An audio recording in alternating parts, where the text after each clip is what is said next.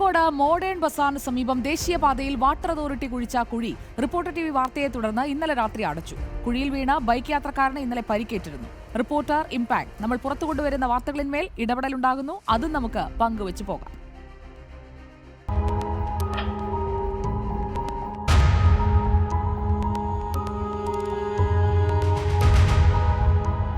ദേശീയപാതയിൽ കുഴിയിൽ വീണ് ബൈക്ക് യാത്രികന് പരിക്കേൽക്കുന്ന ദൃശ്യങ്ങളാണിത്.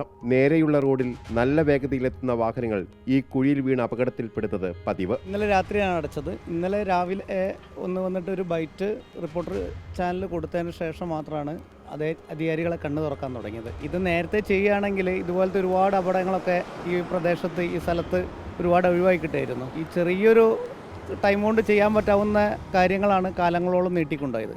ഇനിയും ഇതുപോലത്തെ അപകടങ്ങൾ സംഭവിക്കുന്നതിനെക്കാട്ടി മുന്നേ തന്നെ ഇതുപോലത്തെ റോഡിൽ NH കിടക്കുന്ന റോഡ് കുഴികളൊക്കെ അടച്ചിക്കണം എന്നാണ് ജനങ്ങൾക്ക് പറയാനുള്ളത്. ഈ ചെറുവണ്ണൂർ പെട്രോൾ പമ്പിൻ്റെ മുന്നിൽ വലിയ കുഴിയാണ്, അതൊക്കെ ഇതുപോലെ കിടക്കുകയാണ്. അപ്പോൾ അതൊക്കെ ഇതേപോലെ തന്നെ ഇതിൻ്റെ ഭാഗം ഇത് അടച്ചതുപോലെ തന്നെ അടിയന്തരമായിട്ട് ചെയ്യണം എന്നാണ് ഞങ്ങൾക്ക് പറയാനുള്ളത്. ജല അതോറിറ്റിയുടെ പൈപ്പ് ലൈൻ സ്ഥാപിച്ച ഇവിടെ അടയ്ക്കും തോറും കുഴി രൂപപ്പെടും. ഇന്നലെയും പതിവ് പോലെ കുഴി അടച്ചു.